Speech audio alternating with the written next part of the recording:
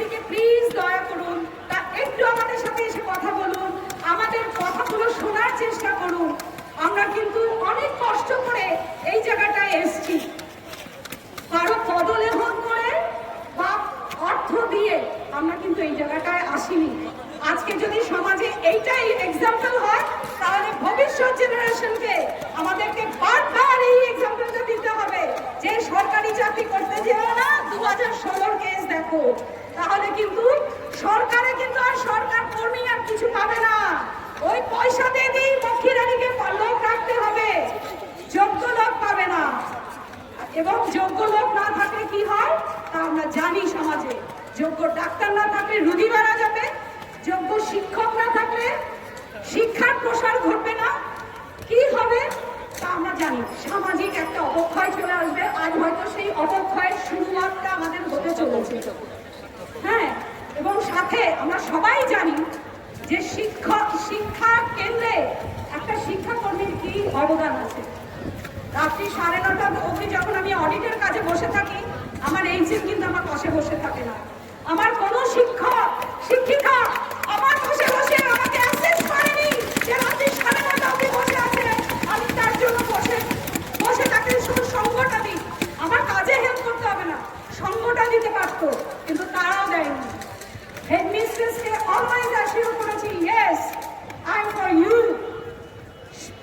স্কুলকে অ্যাসিওর করেছি, I am for school. আর আজকে তাদের যে এই চুপ করে বসে থাকা, এটা আমি মেনে নিতে পারিনি, সত্যিই পারিনি। স্কুলকে পুরো নিজের মতন করে সাজাতে চেয়েছিলাম, যেখানে কিনা আমার প্রেসিডেন্ট পর্যন্ত আমাকে অ্যাপ্রিসিয়েট করে আমার সব ব্যাপারে এগিয়ে যাওয়ার জন্য। আজকে সেই স্কুল চুপ, মুখে কুলু পেটে আছে, আমি এটা আশা করিনি। সো কি আমরা কি করতে পারি? আমাদের যদি আমরা সমস্ত ক্লারিক্যাল পোস্টগুলো আজকে আমরা পেন ডাউন করি, সরকারকে কিন্তু আমরা নাড়িয়ে দিতে পারবো যে স্কুলের কর্মীরা ছাড়া বা কোনো অফিসের কর্মীরা ছাড়া শিক্ষাকর্মী হোক বা যে কোনো ক্লারিক্যাল পোস্টের কর্মী হোক বা গ্রুপ ডি পোস্ট হোক, তাছাড়া কিন্তু সম্ভব নয় অফিস চালানো। আমি যখন স্কুলে ঢুকি তখন আমার গ্রুপ ডিকে অনেকে হিউমিলেট করার চেষ্টা করতো। আমি গ্রুপ সি পোস্টে আছি, আমি শুধু একটাই কথা বলতাম যে আজকে যদি আমার ওই গ্রুপ ডি দাদাটি যদি এসে ঘন্টা না বাজায়, কোনো টিচার যাবে তো ঘন্টা বাজাতে? যাবে কি? যাবে? কোনো টিচার যাবে ঘন্টা বাজাতে? গেট খুলতে যাবে? গেটও খুলতে যাবে না। তাহলে প্রত্যেকের নিজের নিজের জায়গার একটা কিন্তু অবদান আছে, তার একটা ইম্পর্টেন্স আছে। বাট আমাদের এই মূর্খ সরকার সেটা হয়তো বুঝতে পারেনি। আসলে বুঝবেই কি করে? ওনার হয়তো নামের কতগুলো ডিগ্রি থাকতে পারে, ওগুলো মানুষকে দেখানোর জন্য, ফ্যান্সি ডিগ্রি যাকে বলি। তাছাড়া কিন্তু ওনার এইগুলো বোঝার ক্ষমতা নেই। হয় বোঝার ক্ষমতা নেই, না হলে ওনার চুরির পরিমাণ এত বেশি যে ওনার সত্য উদ্ঘাটন করতেই এত ভয় লাগছে।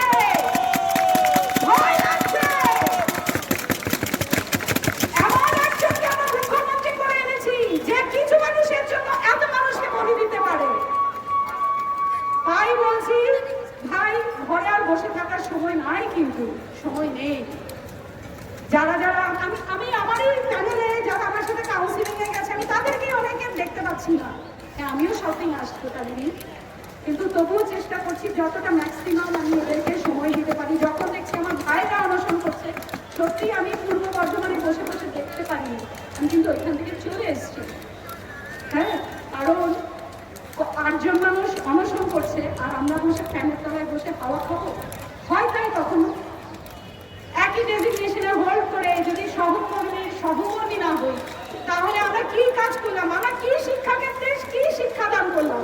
আমরা কিন্তু ডিরেক্টলি শিক্ষাদান না করি, কিন্তু ছাত্রছাত্রীদেরকে কিন্তু আমরা ইন্সপায়ার করি কি করি না? আমাদের ব্যবহারও কিন্তু তাদের উপর ইম্প্যাক্ট ফেলে কি ফেলে না? তাহলে আমরা তো সেখানে কোনো জানোয়ারের মতো নিয়োগ করতে পারবো না, আমরা কোনো অনৈতিক কাজ করতে পারবো না। আমরা প্রত্যেকেই কিন্তু এখানে মাধ্যমিক পাশের থেকে অনেক বেশি ডিগ্রি হোল্ড করে বসে আছি।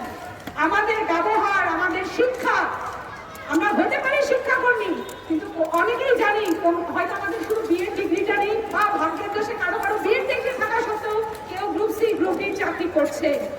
করছে কি করছে না? করছে। সেটা হচ্ছে আমাদের দেশের, আমাদের রাজ্যে, আমাদের সরকারের ডিসক্রেডিট, দেশে ট্যালেন্টেড লোকগুলোকে যোগ্য জায়গায় বসাতে পারছে না। আর যত চোর যারা কিনা টাকা দিয়ে চাকরি কিনতে চাইছে তাদেরকে বসিয়ে দিয়েছে। বসিয়ে দিয়ে এমন নমুনা তৈরি করছে যে একটা মাধ্যমিক পাস, মাধ্যমিক দিতে যাবে মেয়ে, সে 5-এর ঘরের নামটা বলতে পারে না। শিক্ষা ক্ষেত্রে তো এসেই সবার আগে পাস ফেল তুলেই দিয়েছে। আমি নিজে পড়াতাম, আমি টিউশন করতাম।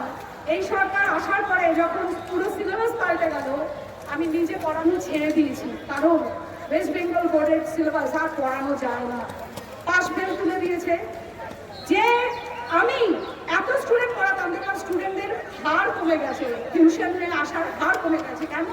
দিদি তো পাস ফেল তুলে দিয়েছে। 5 থেকে 8 ঘুরিয়ে ঘুরিয়ে আমরা চলে যাব। এইবার কি হলো? 9-10-এ গিয়ে কাতরাতে কাতরাতে কোনো রকমে ক্লাস 10-এর স্টুডেন্ট 5-এর ঘরের নামটা পাচ্ছে না। ভাবতে পারছেন কেমন শিক্ষার হার করেছে? কেমন শিক্ষার হার? একটা স্টুডেন্ট 250 লিখতে গেলে তার হাত কাঁপে। এগুলো আমি গ্রাম বাংলার স্কুলের কথা বলছি, কোনো শহরের স্কুলের কথা বলছি না, কারণ এখানে শিক্ষিতের হার বেশি।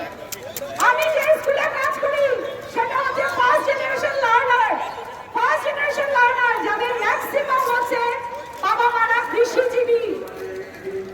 এই যদি তারা ভরসা করে এই গ্রাম বাংলার স্কুলে পাঠায়, এই নগ্ন রূপের এই স্কুলে পাঠায়, তাহলে কি রূপ হবে বলুন? আমরা কিন্তু সেই স্কুলেরই একটা পার্ট। এই যে যত ডোনেশন আসে, যত ফান্ড আসে, এগুলো কিন্তু আমাদেরই পরিশ্রমের ফসল, টিচারদের পরিশ্রমের ফসল নয়। কিন্তু আজকে যদি অডিট আমরা সাবমিট না করতে পারি, সব ফান্ড বন্ধ হয়ে যাবে। বন্ধ হয়ে যাবে তো? তাহলে তাহলে কোথায় আমাদের ইম্পর্টেন্স নেই? মূর্খ রানী, তোমাকে আর মুখ্যমন্ত্রী বলতে পারবো না, তুমি মূর্খই রানী। তুমি মূর্খই রানী। সবাইকে তুমি আমাদের ইম্পর্টেন্স বুঝতে পারছো না। আমি কোনো রাজনৈতিক দলের নই, আমি কোনো রাজনৈতিক সাপোর্টার নই, কিন্তু আমার সমাজের প্রতি আমার দায়বদ্ধতা আছে। ভাই, আমি গণতান্ত্রিক দেশের লোক। কোন দল আমাকে টাকা দিয়ে কিনে নেয়নি, কোন দল আমাকে টাকা দিয়ে কিনে নেয়নি, কিন্তু আমি যেটা অন্যায় দেখবো সেটা বলবো। আমি অনৈতিক একটা দল, অরাজনৈতিক একটা দল, সরি অনৈতিক নয়, অরাজনৈতিক একটা দল। সো মূর্খ রানী, এখনো সময় আছে। আসুন, আপনাকে আবার মাননীয় মুখ্যমন্ত্রী হিসেবে আবেদন করে বলছি, আপনি শিক্ষামন্ত্রী, আপনারা আসুন, আমাদের সাথে কথা বলুন।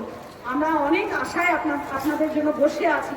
আপনারা হয়তো ভাবতে পারছেন না ভবিষ্যতে কি হতে চলেছে, আপনাদের হয়তো ধারণা নেই।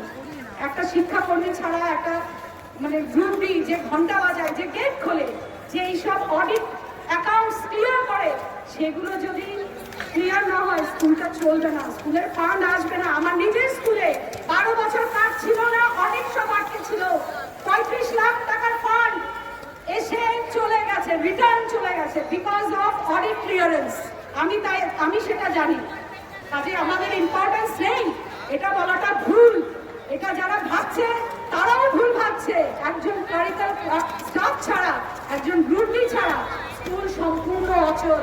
আর আমরা যদি সেটা পুরো পশ্চিমবঙ্গের সমস্ত ক্লার্ক অ্যাসোসিয়েশন থেকে আমরা সেটা করে দেখাতে পারি, সেদিক হয়তো লক্ষ্মী রানী বুঝবেন তো।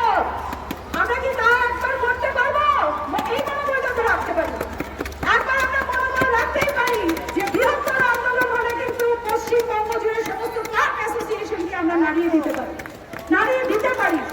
এই আবেদনটা করতে পারি। আর রইল সমাজের প্রতি আবেদন। এই আবেদনটা মনে করবেন, সমাজের বহু, বারবার বলছি, 75 থেকে 80% কিন্তু সরকারি স্কুলেই আমরা পড়াশোনা করি।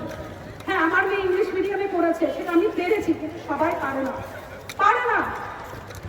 পশ্চিমবঙ্গে যারা আছে তার মধ্যে 20% লোক বেসরকারি স্কুলে বা ইংলিশ মিডিয়ামে পড়াশোনা করে। বাকি যে এত ম্যাসিভ একটা লোক, এত মাস একটা জনগণ, এদের শিক্ষার স্বার্থে বলছি, প্লিজ আপনি শিক্ষা ক্ষেত্রটাকে কেয়ার করুন, নার্চার করুন। শিক্ষামন্ত্রীকে বারবার বলছি, কেয়ার করুন, নার্চার করুন। এরাই কিন্তু দেশের ভবিষ্যৎ। পশ্চিমবঙ্গকে কিন্তু মানুষ আর খুঁজবে না। যে পশ্চিমবঙ্গের ট্যালেন্টের জন্য বাঙালিকে মানুষ চিনত, একটা সময় কিন্তু আর মানুষ বাঙালিকে খুঁজবে না। বাঙালির অস্তিত্ব পাওয়া যাবে না। বাঙালি শুধু ওই ঘর মুছে যাবে, হোটেলে গিয়ে মপ করে যাবে। সে শুধু এইসব মানে গ্রুপ